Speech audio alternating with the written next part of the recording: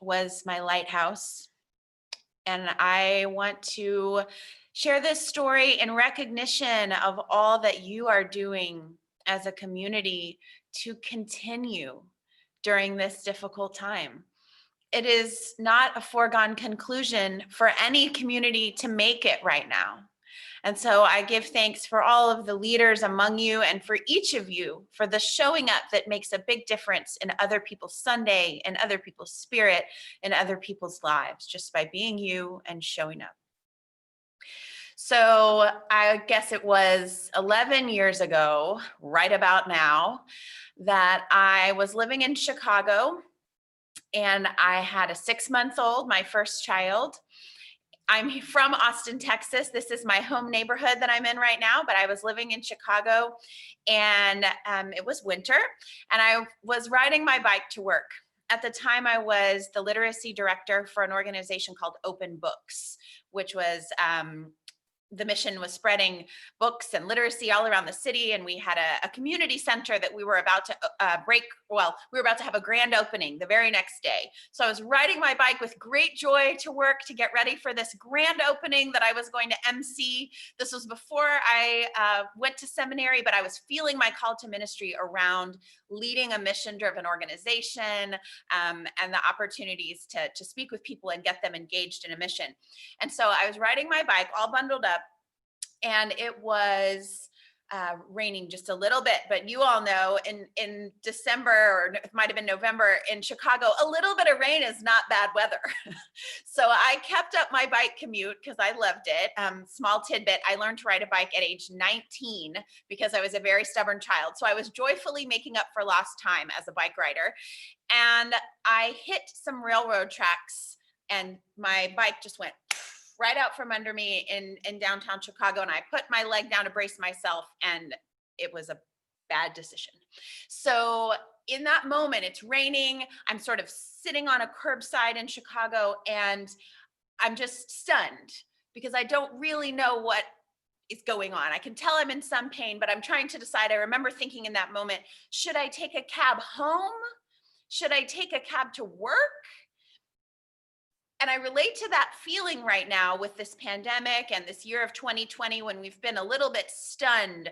Do we long to go back to the life before? Is there something better ahead that we need to go toward? Or in this third option where I realized I really was in a lot of pain, I needed to take a cab to the hospital. Might there be some other direction we could be going toward healing right now? So it turned out that I had a broken leg that required surgery. And I lived in Chicago at a time when it was very cold and eventually snowy. We lived on a second floor walk up. We had no car and no family in the city. And so here is where my church was my lighthouse. I couldn't be home with my baby. What if a fire broke out? What if anything happened? What if she got sick? I couldn't even carry her on crutches from her crib to the changing table, let alone to hustle out of the house in an emergency. And so the people of Second Unitarian Church in Chicago's Boys Town neighborhood were my lighthouse. They took me to doctor's appointments. They brought meals. Members from my small group sat with Annabelle and I just to keep us company, just in case. And I share that with you because I feel like this year there are times when despair can creep up on us, that there's not much we can do to make things better in this ongoing pandemic, or there's not much we can do. The systemic violence and racism of our institutions continue. And I just want to remind you that sustaining this community and taking care of each other is a radical and important and life-saving act. And if you're sustaining yourself and your spirit and the spirit of this community, then you have the sustenance and the support to look outward at what small things you might also be able to do to move the needle, to make things better for the wider community. And I heard from Chuck and from others of you about the history of this church and how there used to be more kids for the time for all ages, and I'm speaking with over 50 congregations over Zoom during this year, and you're not alone in that demographic. And what I want to say to you is also, families need you. I needed my church when I was a young parent, and we have a rare opportunity right now, a silver lining, to reach out to people over Zoom. And so I just want to invite you to think about, even if it's just one family or one friend, even if they don't live in the Twin Cities area, you can reach anyone. Hello from Texas, you know? People need the saving work of community, and people need the messages of Unitarian Universalism, that you are loved and worthy just for being you. So I share with gratitude, and I thank you for the work of community that you're doing. And I hope that more people will find you and this very special community. Thank you for listening.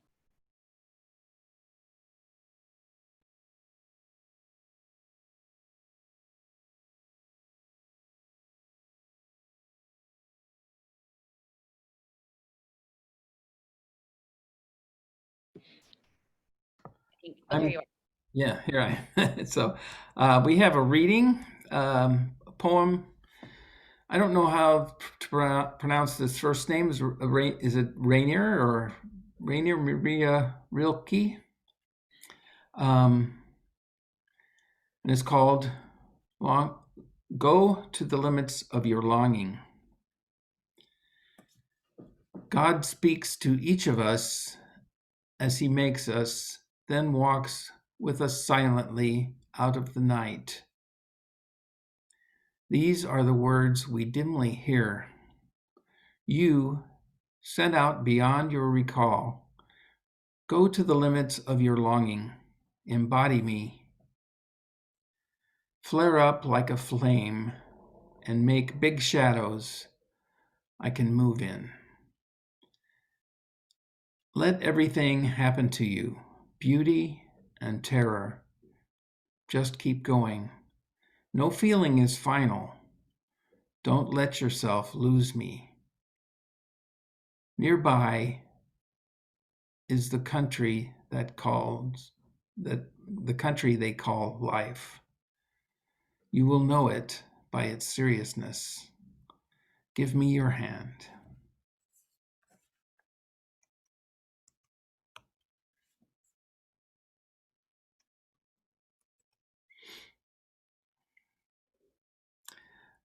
All right, and then we have another song with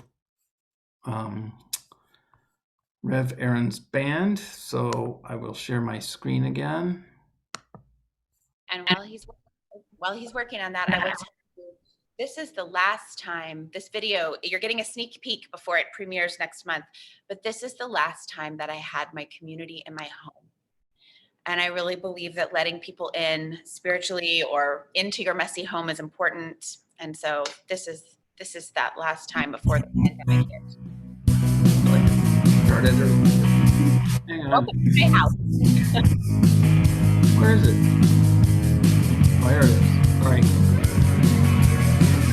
It's a hard time to look for hope when the truth can feel like a joke or worse. They tell you it's your fault if you trust. But there's one thing I know, it's this: opposites do coexist, and the last thing they'll ever kill is the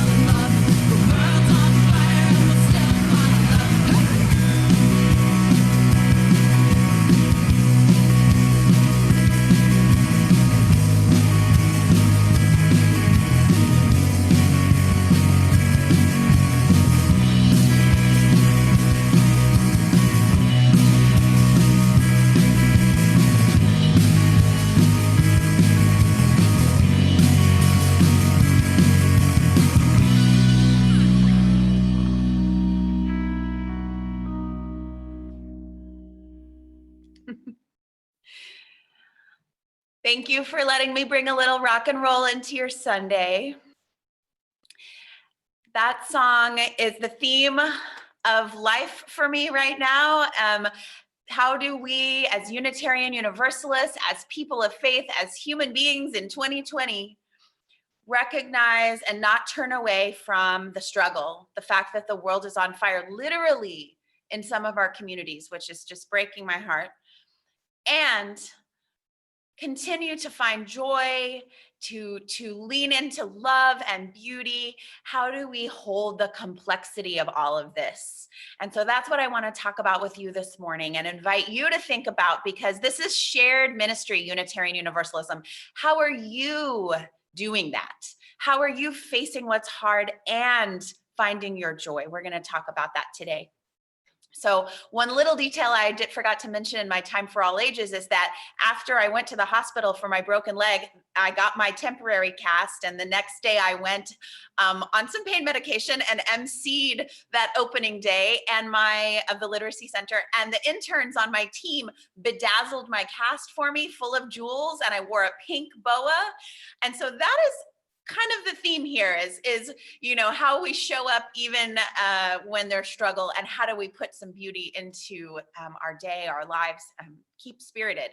So as I said in that video that you saw, that is the last time my community was in my home. And so part of it breaks my heart, right? I look at that and I go, it's been 9 months.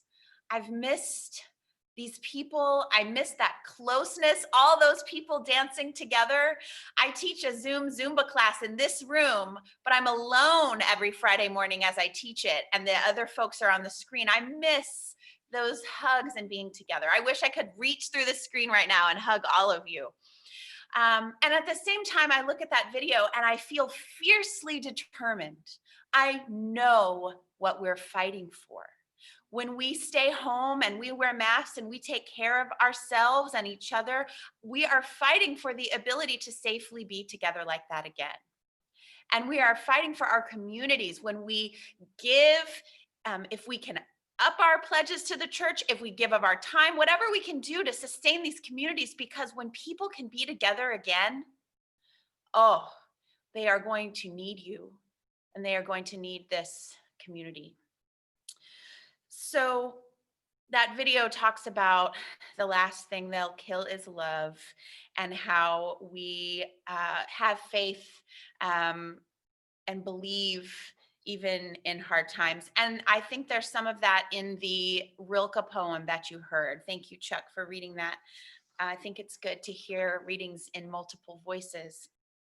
So what I love about that Rilke poem, what really speaks to me, it first came into my life through a friend because she knew I was struggling. I was a full-time director for the YMCA of Austin for the last 3 years, a chaplain and a director of community engagement. And that was my ministry and my community, as well as this church where I'm affiliated, but not the parish minister.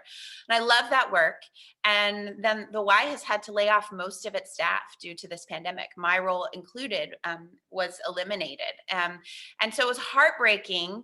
And I, like many, have been grappling with job loss of community, all of that. And so a friend sent me this poem because of the lines, "Just keep going. No feeling is final." And I appreciate that. It reminds me every day, if today is a hard day, if today is painful, that doesn't mean tomorrow will be. Joy cometh in the morning. But what I fell in love with most, and what I want to preach to you in particular, is this part where Rilke imagines the divine speaking to us, where we have been sent out beyond our recall to the limits of our longing. And I have felt at the limit of my longing so much. And I imagine some of you have had days where you felt very much at or beyond your limit this year. And the divine says, embody me, flare up like a flame, and make big shadows I can move in. There's that fire of the world on fire. Flare up like a flame and make big shadows that God, the divine, the highest and the deepest that we can know, is with us in the shadows. I implore you to remember that. In a group of this size, I have no doubt that there are those who are experiencing great joy this week in their life, and there are those for whom this is one of the hardest times you've had. And so if you're feeling in shadows, remember, please, this message that in a flame, in a giant shadow, the divine is with you. You're not alone.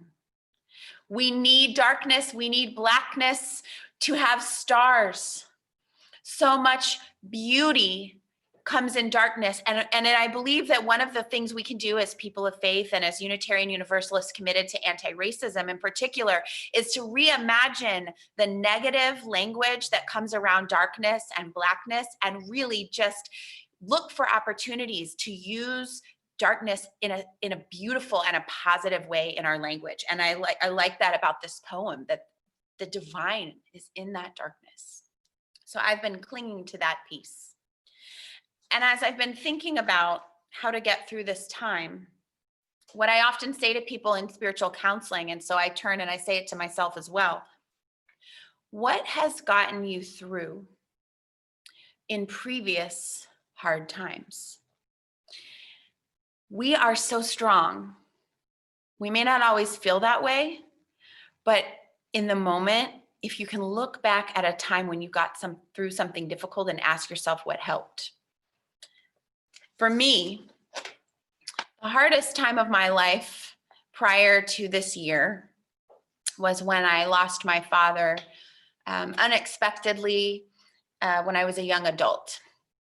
He had a heart attack. He was very healthy, very vibrant, and was in a coma for a few days and then passed away in his early 50s.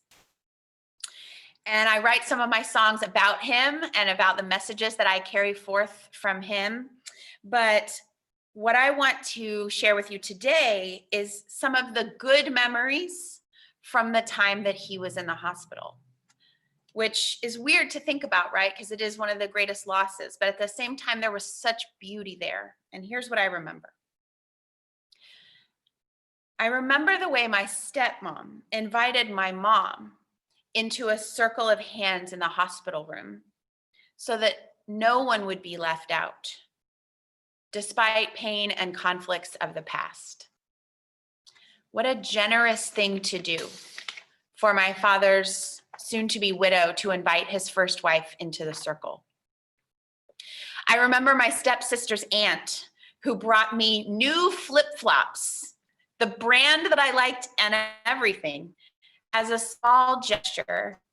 She sat down on her knees as I sat in a chair in the hospital waiting room. She bent down and she gave me this box of Reef flip-flops. And every time I tell the story, I get a little choked up because I can't help but think of the image of Jesus washing people's feet. But that she would get down close to my feet and give me these shoes. And she said she had noticed how much I loved these shoes and they were worn out. And she wanted to do something sweet for me. I'll never forget it. I remember the friends who sat with me, and in particular, I remember a man who used to change the oil in my father's truck out in the country about an hour out of town. This man and his wife drove an hour just to see my father's family and tell us what a sweet and kind man he was. The guy who changed his oil.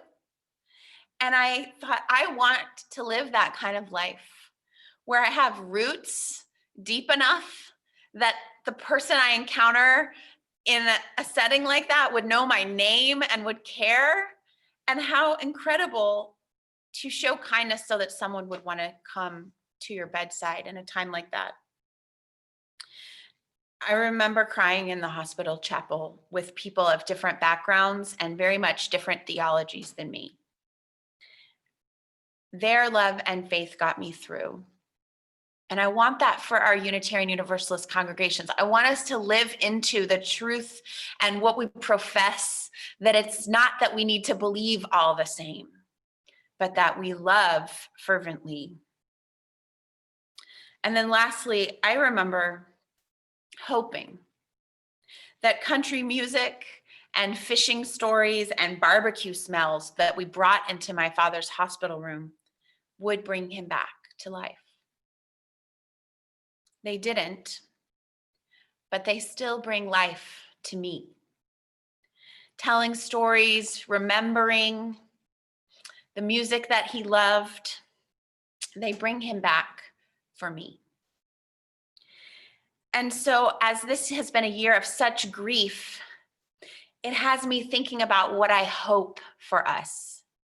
And those are some of the things that I hope for us. I hope that we notice small things that each other love and give back to each other, those little expressions of love or delight, like the shoes.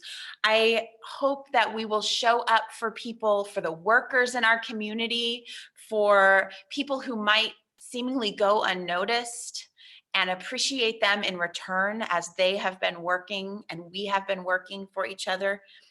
I hope that we will invite people into the circle of care, that we will find ways to heal conflicts, to transform conflicts, to welcome people in spite of whatever that barrier might be.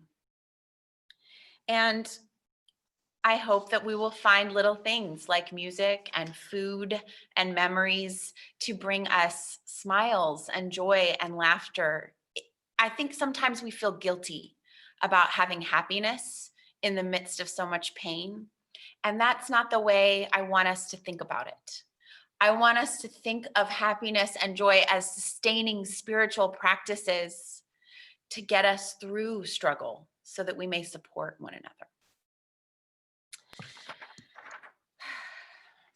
I invite you to take a breath with me and perhaps think about a time that you got through something and what worked for you, because we're going to talk a little bit about that later when we gather.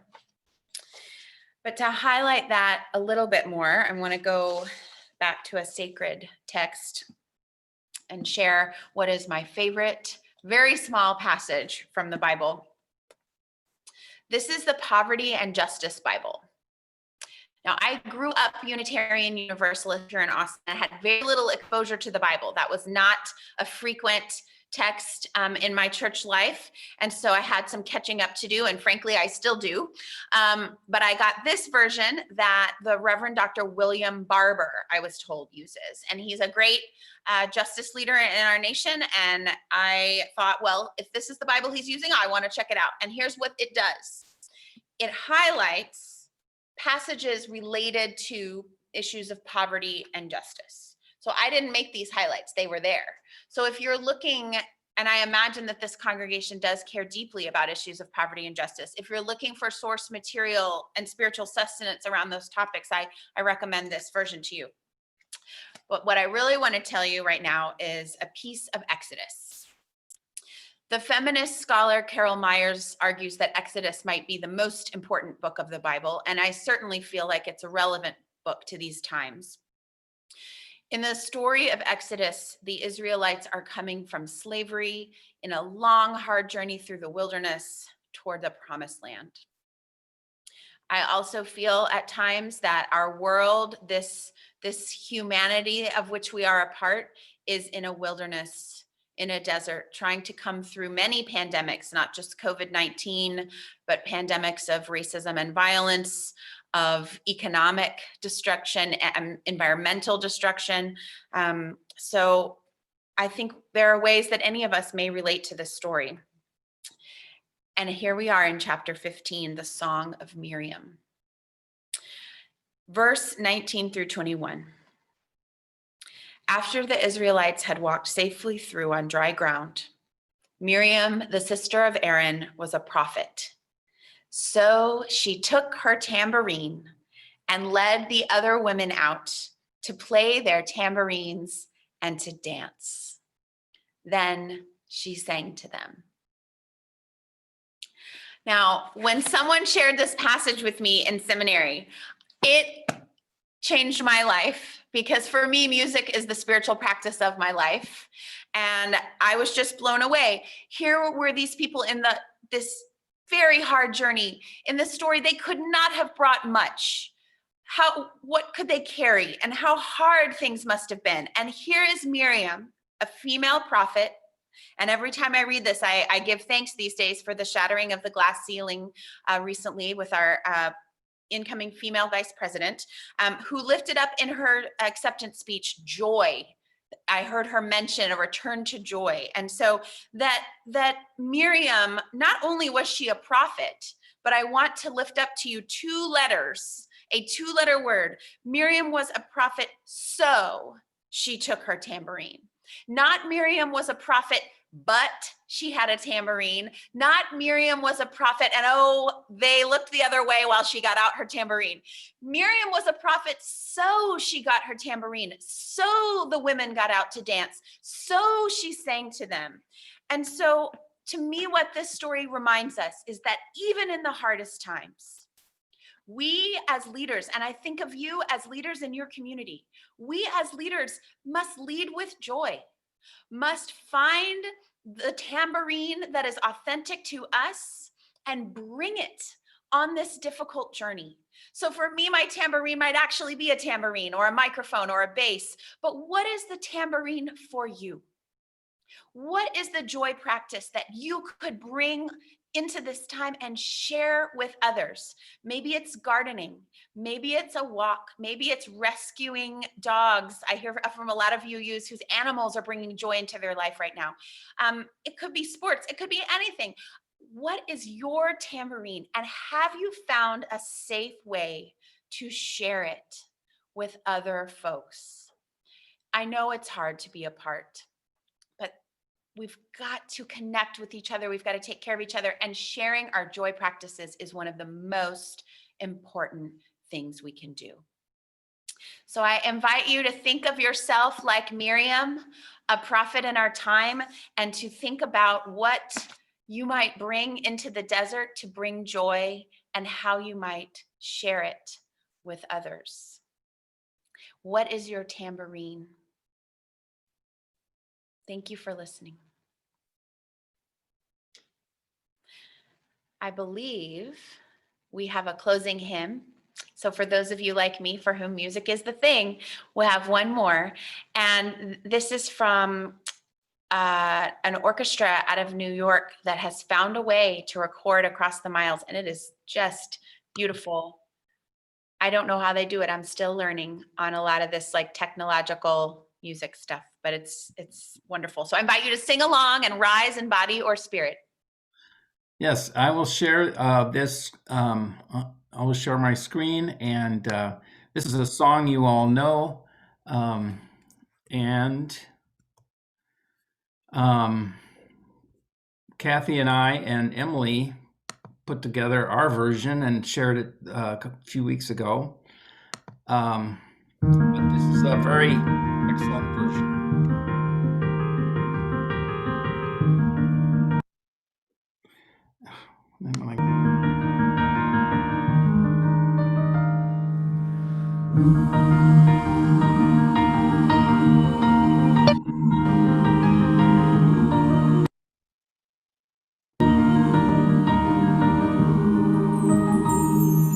My life flows on in endless song.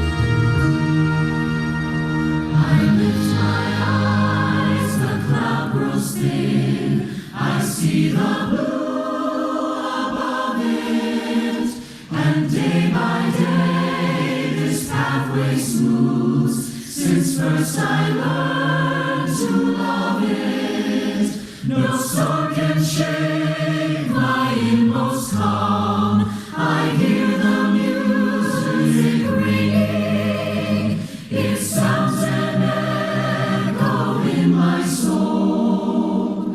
How can I keep from singing?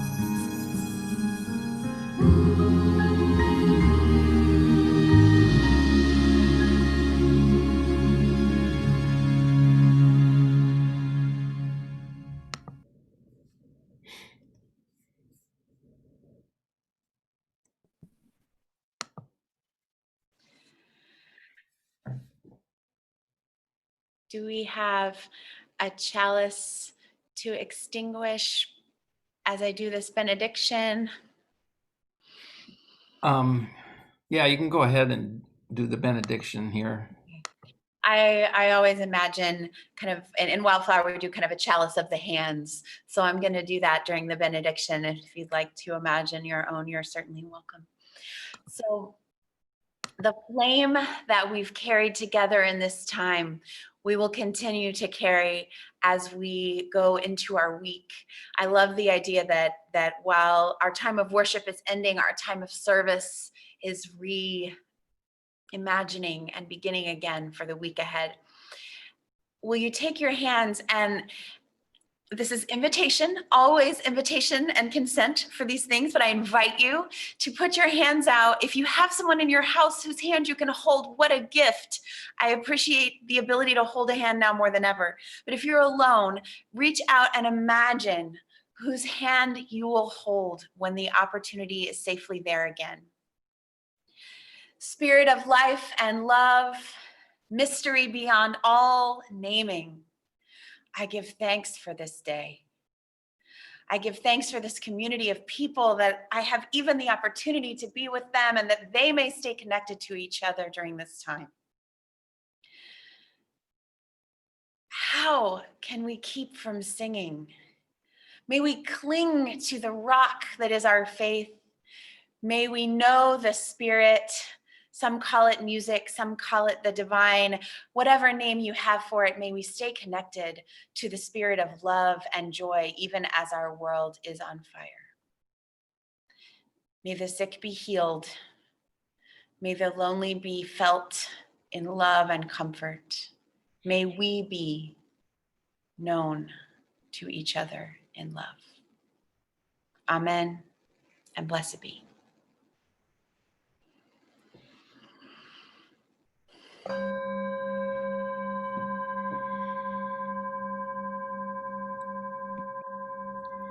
Thank you so much. That was great. I invite everybody to stick around for our coffee time. And if Erin, you can stick around, I'm sure there'll be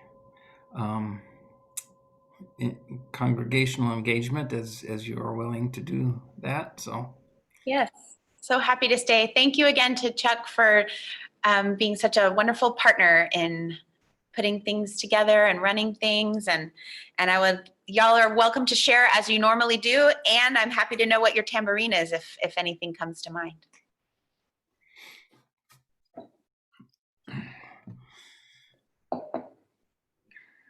let me take it off record here.